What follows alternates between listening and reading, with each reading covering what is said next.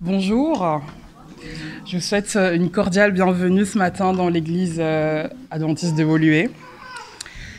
J'espère qu'on va passer un bon moment de louange.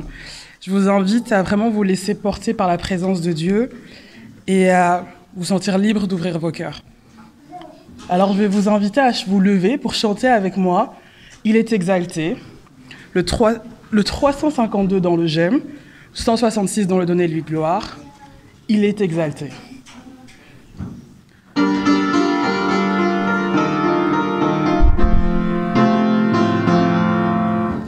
Il est exalté, le roi est au-dessus des cieux. Je veux le louer, il est élevé à jamais exalté. Et je loue son saint nom. Il est Seigneur, sa vérité régnera.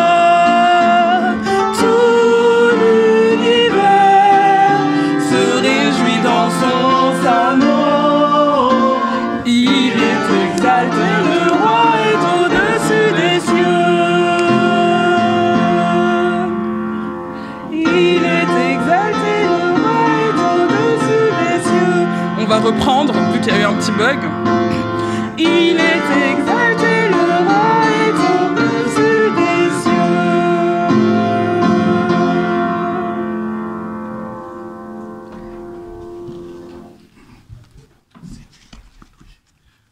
Prions ensemble.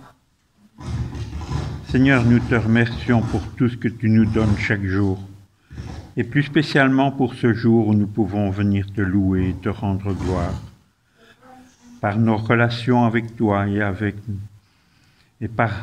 ta parole, par nos relations aussi avec nos frères et sœurs et amis. Merci de nous rendre attentifs à ta parole et permets-nous de comprendre ton amour pour chacun d'entre nous. C'est ce que nous te demandons au nom de Jésus.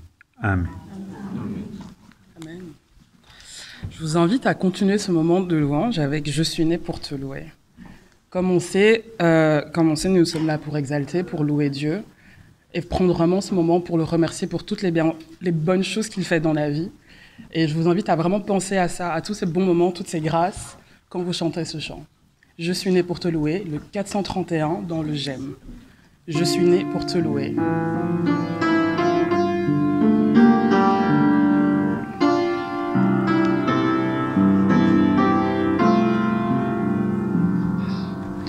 Je suis né pour te louer.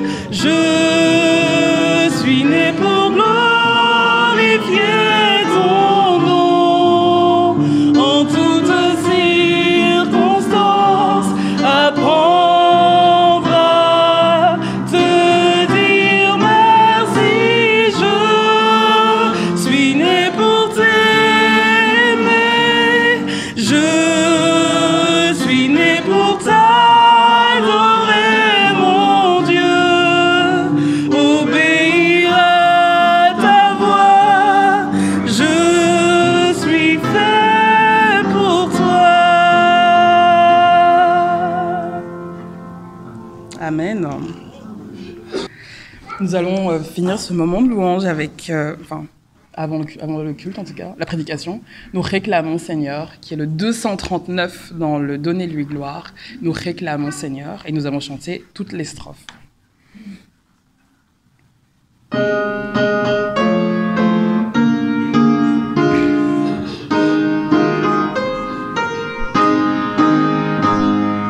Nous réclamons Seigneur ta présence et ton esprit, le feu, la puissance.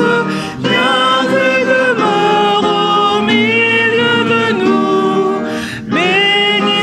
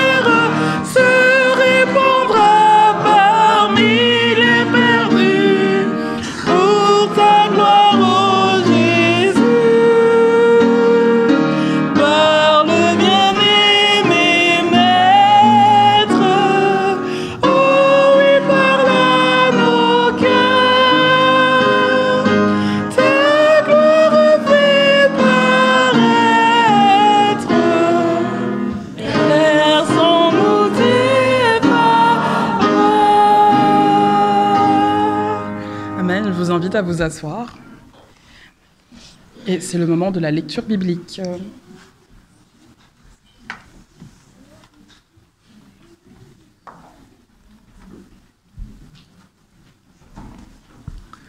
Bon sabbat à tous et à toutes. Bon sabbat. Merci. Ce matin, quand j'étais au moment de l'école du sabbat, je me suis rendu compte qu'il aurait fallu que je modifie un peu le message et que j'avais préparé. Je m'étais basé sur le thème que notre école du sabbat nous avait proposé cette semaine. Mais en entendant les uns et les autres dans les différents groupes, je me suis dit, il faut apporter quelque chose de plus. Donc aujourd'hui, je risque de prendre un tout petit peu plus de temps. J'ai fait appel à votre clémence. Je vous invite à prendre l'évangile de Marc au chapitre 7, s'il vous plaît. Marc 7, on va lire du verset 1 au verset 5. Vous le connaissez par cœur, vous avez débattu tout à l'heure au sujet de ce thème. Vous l'avez lu certainement pendant la semaine. Marc 7, du 1 à 5. Il est écrit, « Les pharisiens et quelques scribes venus de Jérusalem se ressemblèrent autour de Jésus. Ils voient quelques-uns de ses disciples manger avec des mains souillées, c'est-à-dire non lavées. Or, les pharisiens et tous les juifs ne mangent pas sans s'être soigneusement lavé les mains parce qu'ils sont attachés à la tradition des anciens. Ils sont encore attachés à beaucoup d'autres observances traditionnelles comme le bain rituel des coupes, des cruches, des vases de bronze et des sièges. Les pharisiens et les scribes lui demandent « Pourquoi tes disciples mangent-ils avec des mains souillées au lieu de suivre la tradition des anciens ?» Vous savez, chaque église a sa propre histoire. Et qui dit histoire, dit des relations humaines. Et qui dit des relations humaines, dit des problèmes. Bien sûr, non seulement on dit des problèmes et des difficultés, mais on parle aussi, heureusement, des succès et des victoires dans ces rapports humains. Et forcément, tout cela, toute cette expérience finit par se traduire de façon naturelle ont des modes de fonctionnement que chaque église adopte. Et avec le temps, ces modes de fonctionnement deviennent des traditions. Tout pays, tout village, toute église, toute famille, tout couple a ses propres traditions. Parce qu'ils sont, chacun, à chaque niveau, leur propre histoire, leur propre expérience. Il arrive régulièrement que les traditions deviennent des règles, deviennent des lois. Nous autres pasteurs, par exemple, quand nous arrivons dans une nouvelle église, nous avons intérêt à tout faire pour ne pas mettre les pieds dans les plats. Parce que chaque église a sa propre tradition liturgique, sa propre tradition des programmes qu'ils font, sa propre tradition de ceci ou de cela. Et vous savez deviner, tôt ou tard, on finit par mettre les pieds dans le plat dans une nouvelle église. Alors il faut vraiment prendre le temps d'observer, d'apprendre, de demander, de comprendre, parce qu'il y a des choses qui nous semblent évidentes, et de l'autre côté aussi, alors que ça ne l'est pas. Ne fût-ce que, qui va passer le premier ici devant? Qui va prier? Et après la prière, il y a quoi comme chant, etc. Il y a toute une série de traditions dans toutes les églises qu'on ne dirait pas, mais attention à ne pas enfreindre les traditions. Voici la définition de tradition selon le Larousse. J'en ai pris deux. 1. Ensemble de légendes, de faits, de doctrines, d'opinions, de coutumes, d'usages, etc., transmis oralement sur un long espace de temps. Deuxième définition que le Larousse apporte. Manière d'agir ou de penser transmise depuis des générations à l'intérieur d'un groupe. Cette fête, par exemple, est une tradition régionale. Manière d'agir ou de penser transmise depuis des générations à l'intérieur d'un groupe. Et voilà les traditions. Elles naissent de l'expérience vécue, des erreurs faites, des difficultés affrontées et résolues. Les traditions sont la réponse trouvée à des situations précises dans l'histoire du groupe, de la communauté. Et elles nous viennent du passé. C'est l'expérience des anciens qui nous est transmise. Elles intègrent les façons de fonctionnement et elles deviennent des lois dans la communauté. Mais ce qui est tout à fait naturel, puisqu'elle nous vient du passé, il y a un moment donné où ces traditions du passé choquent avec les situations du présent. Les traditions du passé ne peuvent pas donner réponse à toutes les nouvelles situations actuelles ou futures. Et quand il y a ce choc-là, il y a des conflits. Et vous l'aurez remarqué dans vos différentes églises, il y a toujours ces conflits entre ce qu'on a toujours fait et peut-être on pourrait faire autrement désormais. Si vous reprenez Marc chapitre 7, vous allez vous trouver avec un Jésus qui est en rupture avec la tradition. Jésus et ses disciples. Okay? Et inévitablement, les responsables religieux, boum, leur ont tombé dessus. Pourquoi tes disciples mangent sans se laver les mains comme la tradition des anciens nous l'enseigne? Vous l'avez discuté dans le groupe de dialogue tout à l'heure. C'est clair que les pharisiens n'étaient pas préoccupés pour la santé des disciples ni pour leur hygiène. Le rapport entre les mains lavées et l'hygiène, on va le découvrir qu'à la moitié du 19e siècle, beaucoup plus tard. Donc, ce n'était pas ça le thème. Et ils le disent, leur préoccupation était tout simple. Les disciples mangent avec des mains souillées. Ça veut dire quoi? En préparant le message, en faisant l'étude, j'étais un peu surpris de ce que j'ai trouvé, parce que j'ai toujours cru que c'était une question de choses pures ou impures, et ça a été dit dans plusieurs groupes. Mais en réalité, le terme qui est utilisé et dont Aimable nous a fait part, koinos, n'appartient pas au domaine religieux. Koinos veut simplement dire ce qui est commun, ce qui est ordinaire, de tous les jours. Ah, vous connaissez le label dans certains magasins, les produits everyday. Donc, ça serait un produit koinos. C'est banal, c'est commun, c'est de tous les jours. Et certains associent pas à moins de qualité. Okay? Donc, pourquoi tes disciples mangent avec des mains communes, ordinaires? Ça veut dire quoi?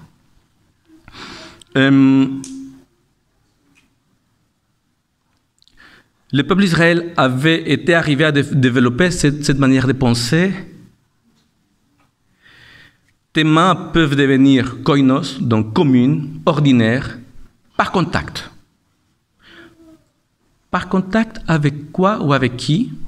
Par contact avec des choses ou des personnes koinos, communes, ordinaires.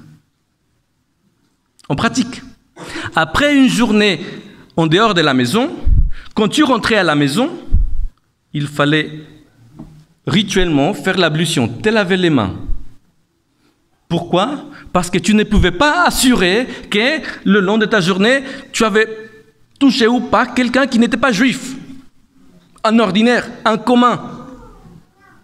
Et donc, par contact, toi, tu devenais ordinaire et commun. Alors, il fallait se laver les mains pour démontrer à Dieu, Seigneur, ma exclusivité spirituelle, elle n'est qu'à toi. Oui, Seigneur, j'ai acheté, c'est vrai, mes légumes à un païen, mais regarde, je me lave les mains, tu sais par ce geste qu'au fond de moi, je ne veux rien avoir à voir avec eux. Je ne suis pas un ordinaire. J'appartiens à ton royaume, le royaume spirituel. Alors la question doit se poser. C'est quand que les disciples avaient, permettez-moi l'expression, koinonisé leurs mains. Hein? C'est comment que leurs mains étaient devenues communes, ordinaires. Mais c'est toujours intéressant d'aller lire en arrière. Juste avant, et je vous invite à prendre la Bible, s'il vous plaît, vous en allez avoir besoin ce matin. Juste avant, chapitre 6, verset 53. Il nous est expliqué où se trouve Jésus. Jésus se trouve dans le territoire de Génézareth, c'est un territoire païen. Et c'est étonnant parce que les pharisiens, les scribes, quelques-uns l'ont suivi jusqu'au territoire païen. Et qu'est-ce qui s'est passé juste avant? Juste avant Jésus, il est écrit, après avoir achevé leur traversée, et Marc chapitre 6, verset 53 et la suite, après avoir achevé leur traversée, ils arrivèrent à Gennesaret et abordèrent. Sitôt qu'ils furent descendus du bateau, on le reconnut. Les gens parcoururent toute la région et se mirent à apporter des malades sur des grabats partout où l'on apprenait qu'il était. Partout où il entrait, village, ville ou hameau, on mettait les malades sur les places publiques et on le suppliait de leur laisser toucher, ne serait-ce que la frange de son vêtement. Et tous ceux qui l'a touché étaient sauvés. C'est un épisode du succès missionnaire de Jésus. Et ce qui est intéressant, c'est que les guérissons, les miracles qu'il va accomplir, ils sont tous centrés sur un aspect, le toucher. Permets-moi de te toucher. Donc vous imaginez la foule qui est autour de Jésus, qui essaye de le toucher, et les disciples qui sont souvent, bien sûr, autour de Jésus. Vous comprenez que là, il n'était plus question de « est-ce que j'ai frôlé un païen ou pas ?» Ils étaient entourés, ils étaient submergés par des païens. Donc, la logique, juste après, c'est fini, il marche, il mange. Les mains de tes disciples sont koinos, sont ordinaires, sont communes, parce qu'ils ont été en contact avec des personnes koinos, communes, ordinaires. Ça, c'est le contexte. Sans ce contexte, on n'arrive pas à répondre à plein de questions qu'après on se pose par rapport au texte. Voilà ce que les pharisiens étaient en train de dire. Pourquoi tes disciples mangent avec des mains qui ont été en contact avec des choses et des personnes ordinaires sans se les laver? Leurs mains sont devenues, elles aussi, comme eux, ordinaires, communes. Ou certains diraient aujourd'hui dans les églises, c'était des mondains, mondaines. Donc, l'ablution des mains, le lavage des mains que les pharisiens évoquent est une tradition créée de toutes pièces par les anciens. Et elle établissait une frontière entre les juifs et les païens, entre un monde spirituel qui s'était créé et le monde quotidien. Ce n'était pas un rituel pour s'approcher des dieux, c'était un rituel pour se séparer des autres. Combien il était loin, le peuple d'Israël, de la mission que Dieu leur avait donnée à la sortie d'Égypte. Vous serez une bénédiction pour toutes les nations de la terre. Quand Jésus est arrivé quelque temps plus tard, ils étaient occupés à défendre, à pratiquer exactement le contraire au nom de Dieu. Séparons-nous des autres. Cela dit, il ne faut pas se tromper. Les racines de ces pratiques se trouvent dans la Bible. Dans l'école sabbat, c'est écrit que non, mais les racines se trouvent dans la Bible. C'est des prescriptions que Dieu avait données aux prêtres dans la fonction du sanctuaire. C'est lui qui leur a donné ces prescriptions. Il faut se laver les mains, il faut laver les vêtements, l'agneau pour le sacrifice doit être comme ceci, comme cela. Il avait donné plein de prescriptions dans ce genre. Et elles sont là, les racines se trouvent bien dans la Bible. Mais qu'est-ce que les pharisiens en ont fait? Ils se sont dit, tiens, ça serait vraiment génial que tout le monde puisse vivre selon les standards des personnes les plus saintes, donc les prêtres, les sacrificateurs. Alors, on prend les règles et on les applique à tout le monde. Et ils ont appliqué ces règles à tout le monde. Et ce qui était à la base un outil pédagogique que Dieu leur avait donné dans un contexte précis pour apprendre des vérités bien plus profondes que le fait de se laver à un moment donné ou à un endroit précis, ils en ont fait des devoirs religieux. Ils ont pris l'outil pédagogique, ils le ont transformé en devoirs religieux. Et avec le temps, cela est devenu la religion elle-même.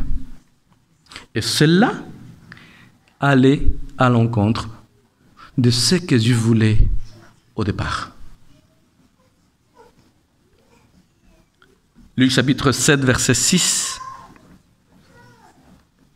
Il leur dit, Esaïe a bien parlé en prophète sur vous, hypocrites. Comme il est écrit, « Ce peuple m'honore des lèvres, mais son cœur est très éloigné de moi. C'est en vain qu'ils me rendent un culte, eux qui enseignent comme doctrine des commandements humains. Vous abandonnez le commandement des Dieu et vous vous attachez à la tradition des humains. Vous abandonnez le commandement des Dieu et il leur disait, vous rejetez bel et bien le commandement des Dieu pour établir votre tradition. Car Moïse a dit, et il prend un autre exemple, pas seulement celui de l'ablution des mains. Moïse a dit, honore ton père et ta mère. Ah, mais par contre, si tu promets que tous tes savoirs à la fin de ta vie vont venir au temple, tu es dispensé de t'occuper de tes vieux parents. Ah non, désolé papa, maman, je ne peux pas vous donner un sou parce que quand je vais mourir, tout ça ira au temple. Oui, bien sûr, je peux jouir de tout ça de mon vivant, mais je vais gérer de façon à ce que par la suite, quand je meurs, ça aille au temple. Ah, maman, papa, c'est Corban. Ah. Et Jésus leur dit, mais vous vous rendez compte de ce que vous faites? Entendons-nous bien, hein, parce que Jésus parle de tradition. Jésus n'est pas contraire aux traditions. Jésus est contraire et il s'oppose aux traditions qui nous éloignent de lui, qui nous transmettent une image erronée du Père, qui nous mènent à croire que nous sommes une élite spirituelle et supérieure aux autres, qui nous coupent de notre famille ou de la société pour laquelle il nous a demandé d'agir. Jésus ne pouvait qu'être en opposition avec ce qu'il entendait dire. Pourquoi tes disciples ne se lavent pas les mains? Pourquoi tes disciples ne se séparent pas des autres? Alors j'essayais d'imaginer une réponse plus colloquiale de Jésus. Pourquoi mes disciples ne se lavent pas les mains? Et si on arrêtait les petites discussions sur les questions rituelles? Le problème ici, chers pharisiens, est ailleurs. Le véritable problème ici, ce n'est pas la question des mains souillées ou communes, mais votre idée que le contact avec ceux qui vous considérez des personnes communes, ordinaires ou mondaines, vous souille. C'est ça le vrai problème. Vous avez peur d'être souillé par les contacts avec autrui? Ce ne sont pas les autres qui vous souillent. C'est ce qui vient de votre cœur, ce qui est à l'intérieur de vous qui vous souille, qui vous met dans une réelle opposition avec la volonté de Dieu. À quoi vous servait-il de vous laver 1000 fois les mains? Le problème, cher hypocrite, ce ne sont pas les autres.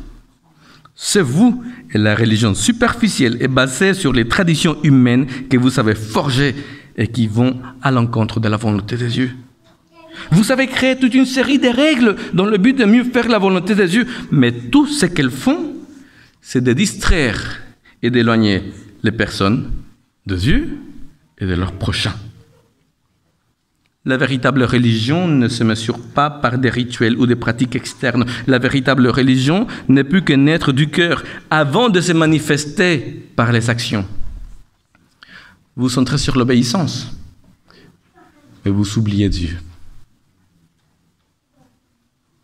Maintenant, quelle est la volonté de Dieu? Les personnes donnent des réponses bien différentes à ces questions-là. En tout cas, ce qui est clair, c'est que pour Jésus, Dieu ne veut pas d'une religion superficielle. Dieu ne veut pas que nous remplacions ce qu'il nous demande avec ce que les traditions humaines veulent que nous fassions. En religion, la tradition, c'est la sagesse collective que les anciens nous ont transmise. La tradition, c'est ce qui était avant. C'est la façon dont nous vivions la religion, la façon dont nous pensions dans le contexte où nous vivions. Il faut nous poser la question, qu'est-ce que ma tradition religieuse me demande? Vous savez qu'en tant qu'adventiste, c'est un des sujets les plus sensibles. Ce n'est pas pour rien que la plupart des personnes dans le groupe de Kol Sabbat sont dit « Est-ce que je suis venu abolir la distinction des viandes pures et impures alors que le thème n'est pas celui-là » C'est super délicat. Pourquoi? Justement, parce qu'en tant qu'adventistes, nous conservons une tradition alimentaire qui n'est pas partagée par d'autres chrétiens. D'autres chrétiens qui ne se gênent pas non plus de nous dire « Ah, tu as vu, Marc 7, Jésus a dit ceci en déclarant pur tous les aliments. Qu'est-ce que tu dis à cela ?» Et souvent, on ne sait pas quoi répondre. Bien sûr, Jésus a bien dit, il a bel et bien dit que ce n'est pas ce que je mange qui me met en opposition à Dieu. Ça, il faut l'avoir très clair. Jésus a bel et bien dit que ce n'est pas ce que je mange qui me met en opposition à Dieu. Cela dit, il y a suffisamment d'informations dans ce récit pour se rendre compte que ce jour-là, Jésus n'était pas occupé à parler des aliments purs ou impurs, ou à parler s'il fallait maintenir ou pas cette ordonnance en vigueur. Ce n'est pas du tout le thème qu'il aborde. Ce jour-là, on dirait qu'il n'a rien à faire de ça, parce que le problème n'est pas celui-là. De toute façon, il faut le reconnaître. La distinction entre les viandes pures et impures, c'est une distinction biblique. Qu'elle soit d'application ou pas aujourd'hui, et comment l'interpréter, bien sûr, tout cela peut être discuté. Comment l'interpréter, comment les animaux entrent dans ces catégories, bien sûr, nous pouvons les discuter aussi. Mais ce qu'on ne peut pas discuter, c'est que c'est une distinction biblique. Tout comme le fait de se laver les mains à l'époque, c'était une prescription biblique, dans un contexte précis, dans un endroit précis, dans un but précis. Mais les pharisiens, en le sortant du contexte et en l'étendant au reste du peuple, en faisant devenir l'outil pédagogique, un devoir religieux, ils ont trahi l'objectif de l'enseignement premier de Dieu. Alors, faisons attention à ne pas faire devenir nos traditions des prescriptions religieuses. Mais retournons au thème du texte de Marc chapitre 7. Ne le réduisons pas à la question de manger ou pas manger. On passerait à côté de tout ce que je suis en train d'essayer de dire. Alors, il se trouve face à des pharisiens, des scribes, qui ont fait devenir les traditions un devoir religieux. Et quand cela arrive, on arrive rapidement à confondre la tradition avec la foi. Et c'est très dangereux. Tradition n'est pas égale à foi. Alors, regardons un peu plus large dans la Bible, parce que sinon on ne va pas réussir à suivre. Si vous allez dans le livre de Marc au chapitre 5, parce que tout ceci commence déjà là, d'un point de vue littéraire, au chapitre 5, Jésus va débarquer en territoire païen, à Génézareth. Et là, il va rencontrer une personne possédée. Plus impure que ça, tu crèves. Une personne possédée. Et Jésus va la guérir. Et la personne va lui dire, laisse-moi te suivre. Et Jésus, de façon étonnante, il va dire, non, ne me suis pas. Tu vas rester ici et tu vas parler aux autres. C'est exactement la chose contraire qu'il fait de l'autre côté du lac. Hein. Tu ne me suis pas, tu restes ici. Et donc Jésus part. Et il part pourquoi? Parce que les personnes de l'endroit lui disent, va-t'en. S'il te plaît, va-t'en. On ne veut pas de toi ici. Donc Jésus part d'une terre impure avec une personne impure qui l'a guéri et il rentre. Et quand il rentre, il y a toute une série de choses qui vont se passer. On va voir la fille de Jairus qui est morte, que Jésus va la ressusciter. On va voir juste après la femme au flux de sang qui pendant 12 ans avait cette maladie qui va le toucher. Attention, elle était impure parce qu'il y avait un flux de sang et il se fait toucher par une femme impure. Juste après. Ok? Juste après cela, qu'est-ce qu'il va faire? Il va envoyer les disciples en mission. Ils reviennent, ils sont super excités parce qu'ils étaient en mission, ils ont fait ceci, cela, des miracles, etc. Fantastique. Et il va juste après nourrir 5000 personnes. On est en territoire d'Israël. Hein? Il va nourrir 5000 personnes. Et juste après cela, il va marcher sur l'eau. Il est en train de démontrer qu'il est le Seigneur. Il a la puissance de Dieu. Mais il va marcher sur l'eau en direction du territoire païen à nouveau. Il marche sur l'eau. Il arrive en territoire païen. Où est-ce qu'il arrive?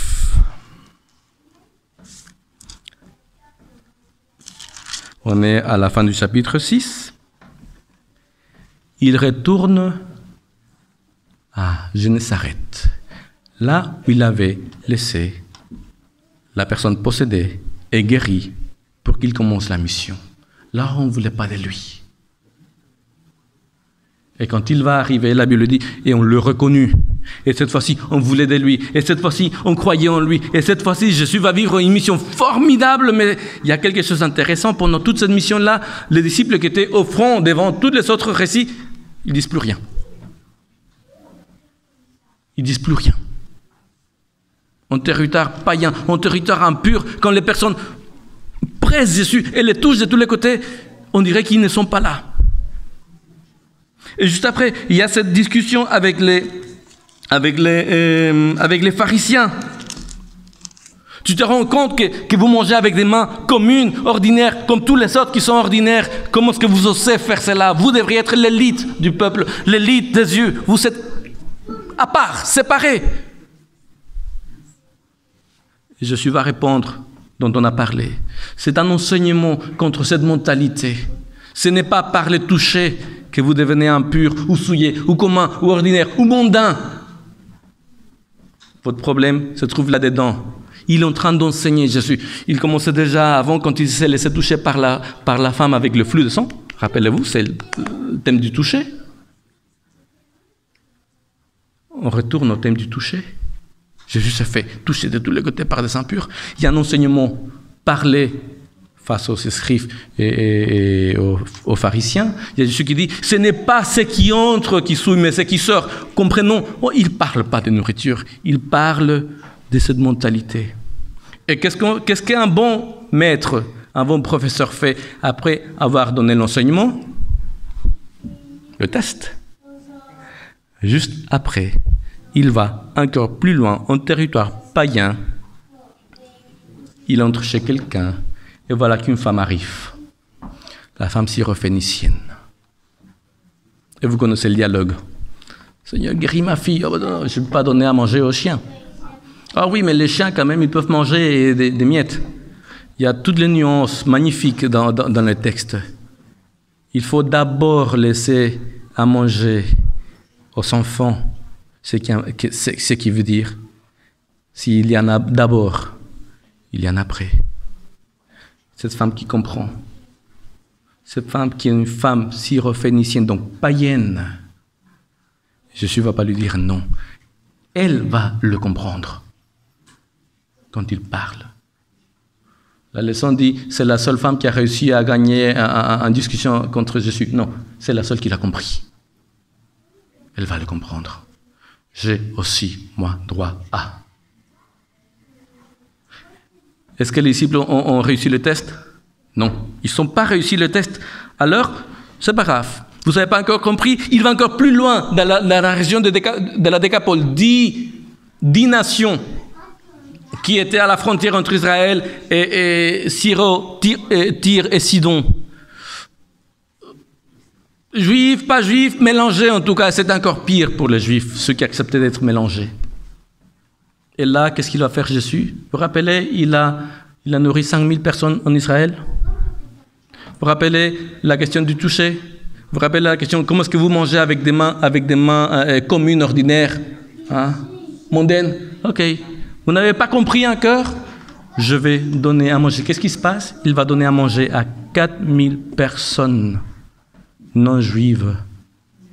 Je n'ai pas de problème à donner à manger à ceux qui ont besoin, qui qu'ils soient. Vous comprenez la ligne, l'enseignement qui se profile depuis le chapitre 5. Et on continue, on est encore dedans, on est déjà au chapitre 8. Il va donner à manger à ces 4000 personnes. Après, avant de donner à manger aux 4000 personnes, après la femme syrophénicienne, on lui amène un sourd et un aveugle. Un sourd aveugle, une personne. Et c'est curieux, c'est Jésus qui, quand on lui amène, il va le guérir, et la Bible dit, en soupirant. comme en se disant, il y a d'autres qui voient, qui entendent, mais qui ne pigent rien. Et comme il ne pige rien, alors il va donner à manger à ces 4000. Et encore à la fin, les disciples disent, qu'est-ce qui se passe? Parce que Jésus va leur dire, faites attention à la levure des pharisiens, à cette façon de penser. Ils vont se dire, et la Bible le dit, ils se disent, c'est parce qu'on n'a pas pris de pain. Alors Jésus va leur dire, mais en fait, vous n'avez pas compris. Les disciples n'avaient pas compris. Alors il faut qu'on se pose des questions. Quelles sont les traditions que nous avons dans notre Église qui n'ont pas de fondement biblique et que peut-être nous avons fait devenir des devoirs religieux? Quelles sont les traditions dans nos familles qui n'ont pas de fondement biblique? Quelles sont les traditions dans nos couples qui n'ont pas de fondement biblique dans les dynamiques de couple? Qui est le plus important ou pas dans le couple? Car ce ne sont pas seulement les autres qui ont des problèmes de tradition. Nous les savons tous. Ce ne sont pas que les autres qui nous jugent sur la base de nos traditions. Vous ne mangez pas ceci, vous allez à l'église samedi. Nous aussi, nous le faisons. Et ne disons pas non, car comme Jésus l'a dit, c'est lui qui est libre de péché, qu'il jette la première pierre. En effet, qui n'a pas déjà critiqué dans son cœur, ou plus ouvertement encore, quelqu'un d'autre d'après ses habits? Ah, t'as vu comme elle est habillée? Comme elle est coiffée? Cheveux courts, cheveux longs? Qui n'a pas encore déjà critiqué quelqu'un par rapport à son alimentation, ses fréquentations? Qui n'a pas encore déjà catalogué quelqu'un d'autre? Ah, tu as vu, il n'est pas spirituel parce qu'il ne prie pas souvent à l'église.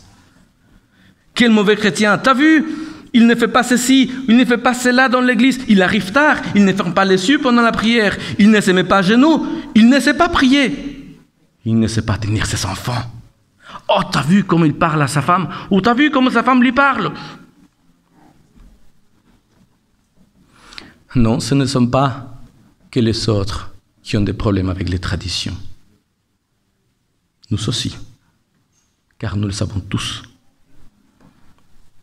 Marc 7, 20, et il disait, c'est ce qui sort de l'être humain qui le souille, car c'est du dedans, du cœur des gens que sortent les raisonnements mauvais, inconduite sexuelle, vol, meurtre, adultère, avidité, méchanceté, ruse, débauche, regard mauvais, calomnie, orgueil, déraison. Toutes ces choses mauvaises sortent du dedans et souillent l'être humain. Quand nous transformons les traditions en un test spirituel, nous agissons exactement de la même façon que les pharisiens et les scribes face à Jésus, ni plus ni moins. Et les paroles de Jésus, aussi dures qu'elles puissent être, nous sont adressées. Hypocrite, qui t'a appris à vivre une religion aussi superficielle et hautaine. Ce ne sont pas les choses extérieures qui rendent les personnes mondaines souillées. C'est ce qu'il y a dans leur cœur. C'est ce qu'il y a dans ton cœur à toi qui te permet de juger et de condamner aussi facilement les autres. C'est ce qui vient de ton cœur qui est vraiment en opposition avec la volonté des Dieu. Et ça te souille. Ça te rend quelqu'un qui a une mentalité du monde en opposition à la mentalité des Dieu. Ça peut vraiment affecter ta relation avec ton Créateur. Alors, quoi faire si ce matin tu te dis « Zut, c'est moi. Ça m'arrive d'agir comme ça, ça m'arrive de... Mais c'est d'accord, mais est-ce que tu l'as vu déjà celui-là? Oh, pardon, c'est vrai Seigneur, non, c'est vrai. C'est moi.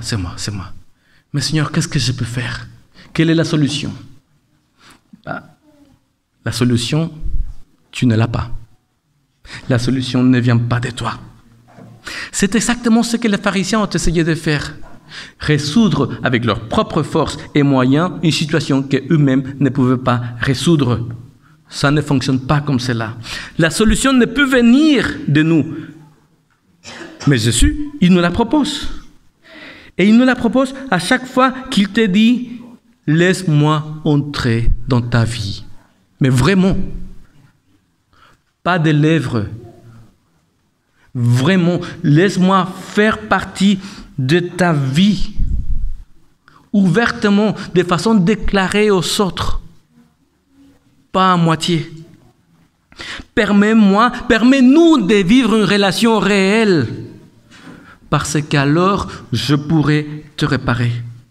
Alors je pourrai enlever de ton cœur ce qui ne va pas, l'orgueil, la rancœur, l'hypocrisie, le mensonge, la peur. Mais il faut qu'on puisse vraiment être en contact, au toucher, l'un à côté de l'autre. Parce que toutes ces choses contre lesquelles tu luttes et que tu n'arrives pas, c'est des choses que tu as naturellement en toi, elles sont naturelles pour toi. Mais la puissance de l'Esprit est capable de produire en nous ce changement que nous ne pouvons pas produire par nous-mêmes. Tout corps qui se soumet à Dieu est transformé. Et cette transformation est le signe de son travail en nous. En dehors de cette soumission à Dieu, il n'y a rien qui puisse nous réparer. Aucun service de communion, aucune rencontre de louange ou de prière, aucune tradition ou pratique religieuse. Rien. Seulement la relation réelle, pleine avec notre Seigneur. La question est tout simple. Accepteras-tu de soumettre ton cœur pleinement à Jésus et pas seulement par section? Ah si, cet aspect, ce domaine de ma vie, ça non, Seigneur. Le reste, oui, mais ça non. Ça non. Mes études, je gère. Ma sexualité, je gère. Mes amis, je gère. Est-ce que tu vas accepter de tout soumettre, Seigneur? Est-ce que tu vas accepter? Est-ce que tu vas laisser l'Esprit de Dieu t'aider à dépasser les limites de tes propres traditions? Il n'y a que toi qui as la réponse. Amen.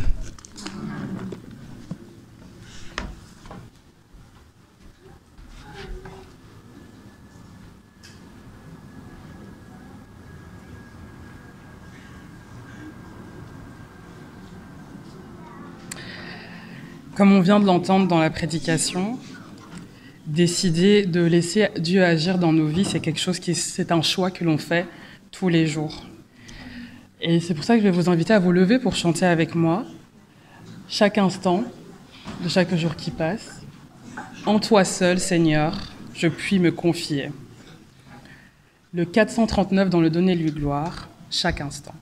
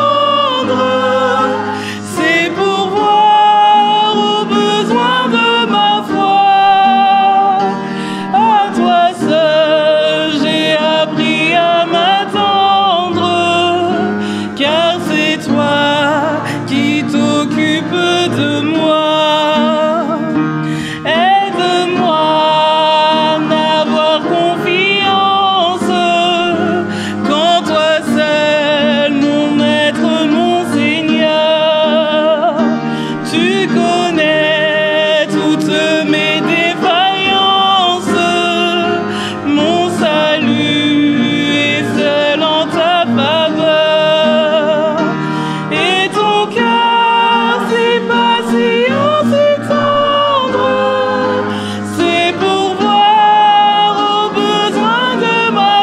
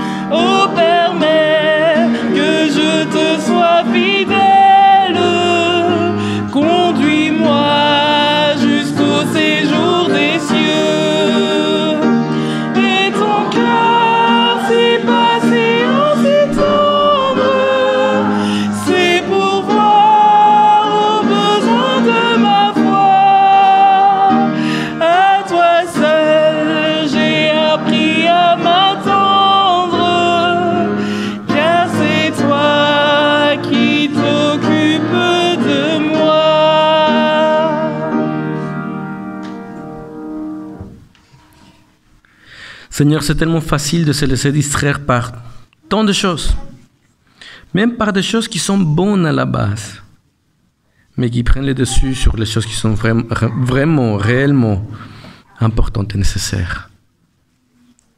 Permets-nous, Seigneur, d'avoir cette lucidité, cette clairvoyance, ce discernement, pour que se rende compte quand on commence à suivre des traditions d'hommes, en dépit des enseignements à toi. Aide-nous surtout, Seigneur, à ce qu'aucune doctrine, aucun enseignement ne nous sépare des autres et de toi. Nous ne sommes pas meilleurs que les autres, mais c'est toi, en nous, qui nous rend meilleurs.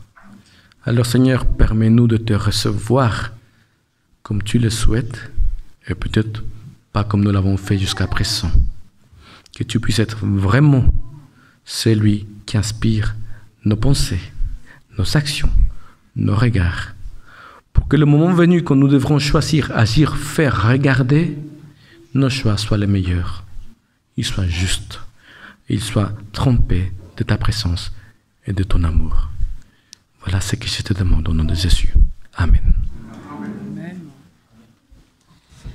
Chantons ensemble que la grâce, le 250, dans le Donnez-lui gloire.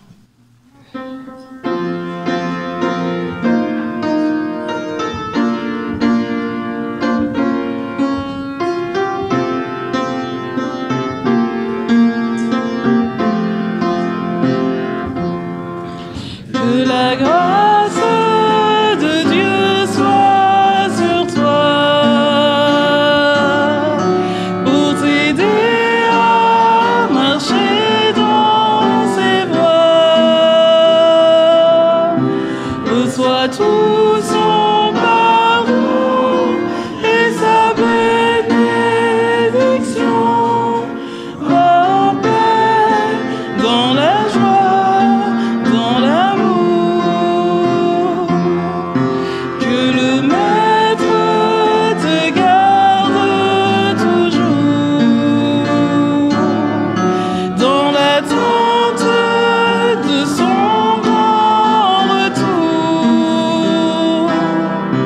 Mets ta main dans sa main tout le long du chemin. Va en paix dans la joie, dans l'amour.